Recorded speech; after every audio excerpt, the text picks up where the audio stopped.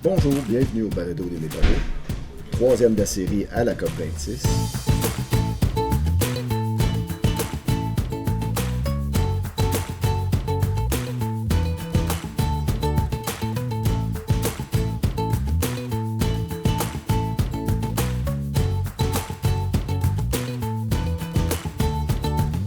Je suis présentement avec Marc Glogowski du SEPB, un des doyens. Moi, c'est ma première COP, lui, ça en fait quelques-unes. On va discuter des rencontres qu'on a eues avec les partis politiques qui sont présents à la COP, tant fédérale que provinciale. Dans un premier temps, ce qu'on doit expliquer, c'est que comme observateur ici, ce qu'on peut faire, c'est du lobbying, c'est faire pression sur le gouvernement du Canada pour qu'il fasse des propositions. Bon, on est loin de faire des propositions nous autres mêmes, puis ils nous occupent pas beaucoup, mais en faisant pression ces autres partis, on a des canaux qui peuvent se rendre jusqu'en haut, et en même temps, on sait très bien qu'on a une accessibilité des partis politiques ici. Ils sont très avides de nous rencontrer, ce qui n'est pas le cas au Québec. Ça nous permet de faire des liens avec eux et de placer des pierres pour le futur. Donc, bonjour Marc, merci de faire ce petit balado avec moi. Ça me fait plaisir, Martin, d'être parmi toi et parmi la délégation de la FTQ à la COP26 à Glasgow. Oui, on s'est très bien comporté. On a été vus comme la plus grosse et la meilleure délégation, enviée par les autres. C'était le fun de voir ça. Donc, nos rencontres politiques, évidemment, le gouvernement, on n'a pas eu accès à Justin Trudeau, c'est certain, mais on a eu accès à l'équipe de négociateurs, puis à de nouveaux ministres Guilbeault. Quelques rehaussements de cibles. Je résume rapidement parce que c'est pas ça qui nous fatigue le plus, qui nous énerve, là. Pas capable de dire transition juste. On leur a parlé, on leur a demandé de pousser pour la transition juste. Ils ont poussé, mais ça reste des textes et à un paquet d'endroits, la transition juste. Donc, prendre les travailleurs en compte quand il y a des changements climatiques puis des projets pour faire cette transition-là. Il y a plein d'autres termes, mais ils ne sont pas capables de dire juste. Puis oui, ça nous fatigue. Ben, le plus comique, c'est que ils sont capables de dire transition juste. Avec nous autres, ils le disent, mais une fois que c'est à l'extérieur, quand c'est rendu officiel, là, ça disparaît ou ils inventent d'autres mots. C'est complètement évacué de leur discours. Là. Mais c'est clair que c'est des concepts qu'ils comprennent très bien parce que c'est depuis plusieurs années qu'on tape sur ce clou-là. Mais ce qui est malheureux, c'est que aussitôt que c'est officiel, transition juste, disparaît. Le ministre Guilbeault, je l'ai vu dans un panel, puis justement, la modératrice lui a dit à un moment donné, c'est-tu de la transition équitable, c'est de la transition juste, puis le titre du panel, c'était la transition juste, justement. Fait qu'elle dit, oui, ça je voulais dire juste, mais jamais les deux mots, transition, puis juste ensemble. L'équipe de négociateurs du Canada, ce qu'on a appris, c'est qu'ils ne sont pas venus en nombre assez suffisant. Donc, ils ne sont même pas capables de suivre tous les travaux. Puis on le voit dans le résultat final, parce qu'il y a des pays du Sud, qu'on dit des pays qui sont plus en problème climatique puis en sous-financement, sont venus avec 50 négociateurs. 5 fois plus que la délégation du Canada. On voit vraiment que c'est plus une rencontre économique pour eux que d'autres choses. Ben, ce qui est bien, c'est qu'on a quand même accès, c'est Patrick Rondeau qui a quand même accès aux négociateurs, donc on peut toujours envoyer des courriels, des textos, puis de pousser certains concepts, là. Donc on a accès, mais encore une fois, tout ce qui est politique, là, les négociateurs, ils négocient bien sûr, mais quand la politique débarque, quand c'est les ministres qui débarquent, c'est eux qui décident, ils ont leur agenda, puis on a peut-être de l'influence, mais pas toujours. Puis effectivement, la délégation de négociateurs canadiens n'était pas très, très énorme cette année.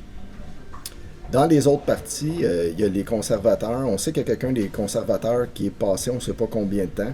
On n'a pas réussi à le rencontrer. On a rencontré le nouveau Parti démocratique, Jack Mincing. Évidemment, très accessible, très ouvert. Ce qu'on a aimé entendre de lui, évidemment, il y a un discours plus proche de nous, là. Il voulait une définition claire des mots. Transition juste et droit des travailleurs. Puis qu'il y a une finance, mais une finance pour tous. Parce que là, il y a un paquet d'annonces d'aide financière, mais combien va aux travailleurs? Juste pour les réductions de gaz à effet de serre, puis changer les machines, puis moderniser les entreprises. Mais si jamais il y a moins de salariés, Est-ce qu'on a des packages pour ceux qui vont à la retraite? Est-ce qu'il y a des montants d'alloués pour que les gens cherchent une job? Est-ce que le financement pour la requalification de certains travailleurs, si c'est le cas, est présent? On a eu de très bonnes discussions avec lui. Tout à fait. Puis en plus, c'est là où on a un avantage parce que effectivement, lui aussi, il comprend très bien la transition juste, mais il peut poser des questions en chambre là, venant des groupes syndicaux. Donc ça, on a eu des bonnes discussions pour bien qu'ils comprennent très bien c'était quoi nos enjeux. Puis il a extrêmement bien compris. Puis moi aussi, j'avais un autre mandat, mon mandat du transport collectif. On recherche du financement du fédéral parce que le transport collectif, c'est une des solutions pour diminuer le GES. Donc, effectivement, ça, c'était une des meilleures rencontres qu'on a eues, là, la délégation. Puis, après la COP, c'est clair qu'on va sûrement, peut-être pas appeler Signe directement, mais son entourage là, pour nous aider sur la transition juste. Il nous entretenait aussi de l'achat local, évidemment, les distances courtes pour acheter des choses. Évidemment, qu'on lui a parlé de l'achat juste et équitable là, pour les matériaux de construction. Au niveau des gouvernements, au niveau de tout le monde, mais principalement au niveau des gouvernements, à savoir, si on achète du ciment, de l'acier, de l'aluminium, ça devrait venir d'ici parce qu'on a des entreprises qui sont les moins polluantes dans ces secteurs-là. Puis on les fait venir d'ailleurs, ça pollue plus. Et le trajet pour amener ces choses-là ici, ça pollue plus. Mais c'était en ligne avec ce qu'il disait dans l'achat local. On en était bien contents. L'autre rencontre qu'on a fait, on a rencontré Mme Christina Michaud du Bloc québécois. Évidemment, elle, c'est la sortie du charbon. Nouvelle dans le dossier de l'environnement. Fait que c'était bien parce qu'on a passé beaucoup de temps avec elle. Puis au début, toutes les autres nous ont présenté ce qu'il y avait comme position. Elle nous a plus écouté sur c'était quoi qu'on voulait, puis c'était quoi nos positions. Avant de nous livrer, c'était quoi la position du parti. Tout à fait. Donc, c'est sa première COP.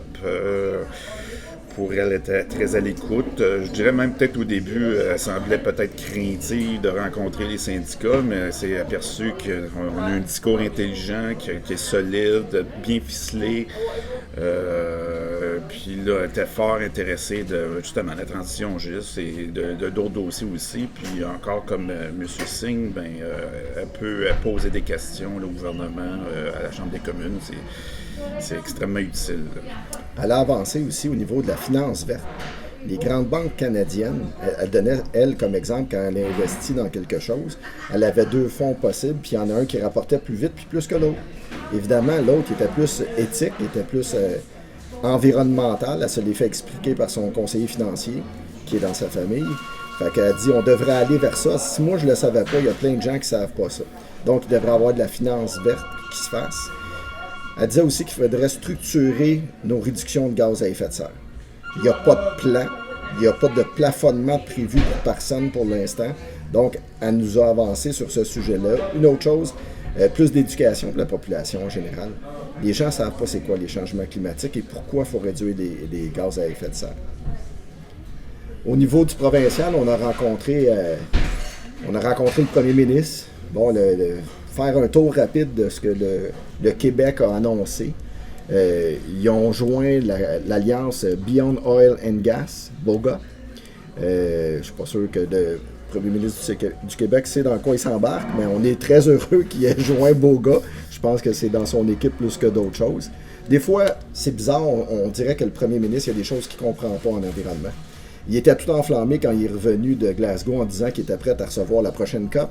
Bon, les 2 prochaines sont déjà planifiées. Là. Ça va être en Égypte et aux Émirats arabes unis. Puis ça se promène d'un continent à l'autre, c'est déjà prévu. Bon, on a hâte de voir ça à Saint-Bruno, au Lac-Saint-Jean, ça serait drôle, mais bon. Des fois, il n'a pas l'air de comprendre. Quand j'ai posé la question sur le Clean Buy, l'approvisionnement juste et équitable, comme je disais tantôt, il n'avait pas l'air de comprendre parce qu'il me disait c'est une taxe. J'ai parlé de l'ajustement carbone aux frontières. Il me dit oui, c'est ça. Je dis ça aussi, le syndicat des métallos le travaille, mais on travaille les deux puis c'est pas la même chose. Mais il n'avait pas l'air de comprendre celui-là. François Legault, pour moi, c'était pour redorer son image. Là. Il est venu ici à Glasgow pour démontrer au Québec qu'il s'est rendu un premier ministre vert, là, donc effectivement, je ne suis pas sûr qu'il connaissait très bien ces dossiers. Aussi, ben, l'autre aspect, c'est purement économique. Là, il a parlé du gaz vert, de l'hydrogène, là, que le Québec devrait produire, puis etc. Puis bon, ok, très bien, là, mais ça, c'était un peu nouveau, là, de prendre... bon, puis aussi, ben, là, il est très fier de l'électrification, là, des transports, des véhicules électriques, etc. Donc, il est venu comme présenter tout ça ici à la COP26, là, pour essayer de démontrer qu'il a toujours été pour l'environnement, là, depuis toujours. Quand on aime rencontrer le ministre de l'Environnement du Québec, M. Charette, évidemment, il nous a parlé de Beaugard, qui se dirigeait vers des autobus urbains. Mais à toutes les fois qu'on parle avec un ou l'autre palier de gouvernement, on parle de transition juste. On veut qu'ils poussent la transition juste, puis c'est comme s'ils ne nous écoutaient pas. Ils ont un plan, même durant la rencontre de M. Legault, à une des questions, il disait « On a les écrits là-dessus, c'est fait. » Mais ils ne le disent pas. Il y a eu des annonces d'investissement, 205 millions chez ArcelorMittal à Port-Cartier. Ben c'est drôle, le syndicat, puis l'entreprise locale n'était pas au courant. Il y a eu aussi une annonce pour Diageo d'investissement.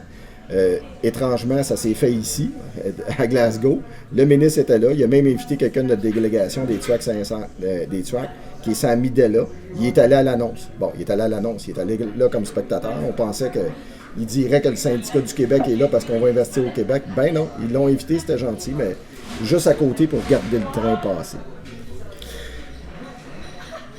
Évidemment, pendant l'intervention avec le ministre Charette, il y a Samuel Rainville, un jeune autochtone, Innu, qui est venu nous parler d'intersection de la justice climatique entre le racisme environnemental, l'éducation en environnement, puis la rééducation des peuples autochtones avec le communauté.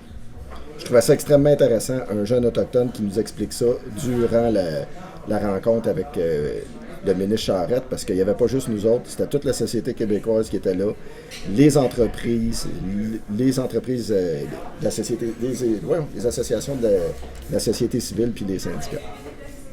Évidemment, il a fallu se déplacer à Édimbourg, parce que comme la délégation québécoise s'est pris un peu tard, ils ne pouvaient pas être à Glasgow, donc 1h30 de train aller-retour. On espère que les prochaines fois, ils seront plus proches de nous, qu'on puisse avoir accès plus facilement. Moi, cette année, parce que c'est la deuxième fois que je le rencontre, on l'avait rencontré l'année passée, il était comme très réceptif, à l'écoute, il était présent l'année passée. Cette année, je l'ai trouvé effacé, carrément pas là, il fallait nous se déplacer, le voir. D'accord, là, mais tu sais, la COP se passe à Glasgow là, pour Édimbourg. Donc, j'ai pas, tout ce que j'ai compris, c'est oui, on va vous revoir durant l'année, mais ça, il a dit ça l'année passée, puis bon, ça, pour moi, c'est pas. Il m'a pas impressionné du tout, là, Charette, cette année, là, pas du tout, là, c'est pas. Il a répété, là, exactement leur fameux plan vert là, qui a sorti, je crois, en février de cette année. Le gouvernement du Canada avait signé une déclaration sur la transition juste pour essayer de supporter. Mais quand on est arrivé pour les mettre dans les textes, ils n'ont pas supporté.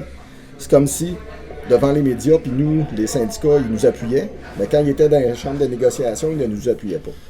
On a par contre demandé au Québec de signer la déclaration sur la transition juste. On attend encore une réponse, puis la COP est quasiment terminée. On a aussi rencontré les libéraux. On a rencontré M. Carlos Letao. Étrangement, M. Letao nous a fait un drôle de plaidoyer. À la fin, on pensait que c'était notre chambre. Bon, à la fin, il nous a dit, évidemment, moi, j'étais encore capitaliste, là. C'était très drôle, mais il s'est dit d'accord avec la proposition du Parti québécois de constituer un fonds de transition juste. On est resté extrêmement surpris. On comprend que la politique aidant, là, il était d'accord avec nous sur un paquet de choses. J'ai été aussi surpris. Quand il parlait de son programme d'écofiscalité quand il était dans le gouvernement, qui était allé trop vite parce qu'il n'avait pas consulté la société civile puis qu'il s'était planté avec. Je pense que c'est tout à son honneur de reconnaître ça. Bon, on comprend qu'il y a peut-être besoin de nous autres un peu à ce moment-ci, là, mais bon, à la fin, je vais dire comme lui, ça reste toujours un capitaliste. Très bon résumé que tu fais là, Martin. Effectivement, on a l'impression qu'il est rendu notre ami. C'est sûr que là, ils veulent retourner au pouvoir, donc là, ils sont très à l'écoute. Donc, quand ils sont dans le pouvoir, on a de la misère à avoir un dialogue, ou c'est plutôt un dialogue de sourds, mais quand ils sont dans l'opposition, ben là, ça devient comme des amis, mais l'opposition est très, très importante, là, parce que c'est via eux qu'on peut faire des changements, là, soit à la Chambre des communes ou à l'Assemblée nationale. Il y a une proposition importante que Denis Bolduc, notre secrétaire général de la FTQ, il a fait. Il dit comment ça qu'au Québec, on n'a pas un ministère de la transition juste, puis un ministre ou un sous-ministre dédié à la transition juste. Ça devient tellement important pour les entreprises au Québec, puis les changements, ils doivent se faire. Bon, on comprend que transition juste, ça ne fait pas leur affaire, mais bon, il n'était pas contre, mais on comprend qu'il n'est pas au pouvoir pour l'instant. On a aussi rencontré le Parti québécois. On a rencontré Sylvain Gaudreault. Très belle rencontre. On l'a rencontré à quelques reprises. Il a été ici une semaine et demie, puis très, très accessible, de très bons échanges avec lui. On a parlé des 2 résolutions qu'il a déposées à l'Assemblée nationale, une qui a passé de façon unanime, puis la deuxième, c'est une fonte de la transition juste. Et il nous a même confié que s'il faudrait qu'elle scrape, là, que ça passe, ben, que la CAQ le fasse, il le ferait. Fait qu'à un moment donné, il y a l'objectif, puis l'objectif est plus grand que le nombril du parti. Moi, ça me séduit un peu. Ben, de tous les politiciens, c'est celui qui est le plus préparé puis qui connaît très bien ses dossiers. Donc, lui, c'est sa 5e COP qu'il fait, donc il comprend très bien les enjeux et quand on a besoin de parler de stratégie, là, de le faire avec Sylvain, c'est excellent. Là. Il faut, à un moment donné, rendu ici, il ne faut pas penser qu'on est pour le Parti québécois ou le Bloc ou pour ci ou pour ça.